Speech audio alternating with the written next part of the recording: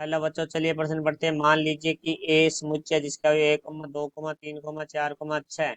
मान लीजिए R A पर समुच्चय में बी जो कोष्टक में बी बिलोंग्स टू ए संख्या बी को यथावत विभाजित करती है द्वारा परिभाषित एक संबंध है। आर का परिसर ज्ञात कीजिए।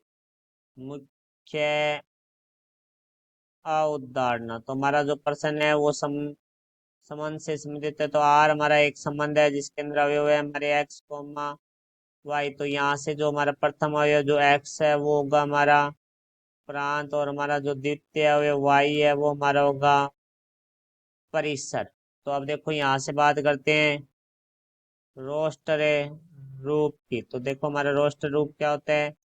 संबंध को अवयवों के रूप में लिखना ही हमारा क्या होता है? संबंध होता है। तो देखो हमें प्रश्न में जो दिया गया है उसके बारे में बात करें तो प्रश्न में ए समुच्चय दिया गया है जो कि 1,2,3,4,6, और जो संबंध है आर है वो हमें दिया गया है समुच्चय में बी।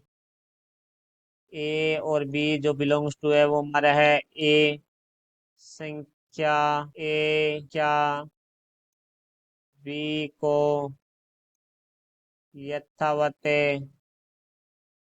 विभाजित करता है। तो यहाँ से देखो हमारा जो संबंध आर है वो देखो किस प्रकार से बनेगा।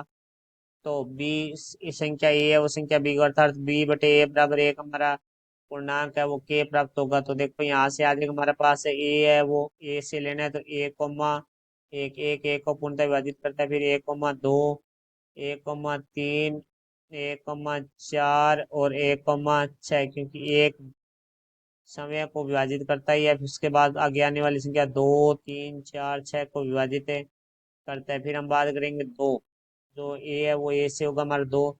तो 2,1 नहीं हो सकता क्योंकि दो ए को पूर्णतः विभाजित नहीं करता है। तो 2,2 होगा। 2,3 नहीं हो सकता।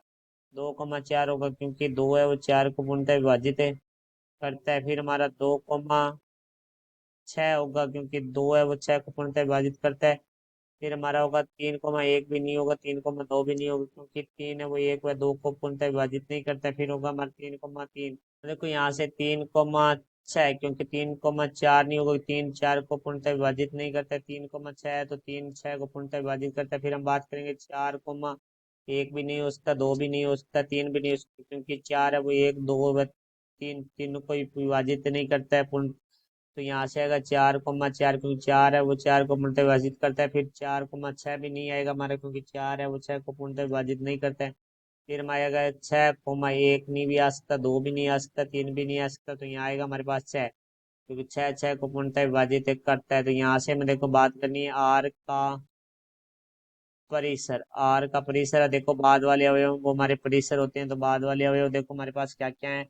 1 2 3 4 6। तो यहाँ लिखेंगे 1,2 3 4 6। तो ये हमारे आर का परिसर हुआ। ये हमारे प्रश्न का उत्तर है। मैं आशा करता हूँ समझाया होगा। धन्यवाद।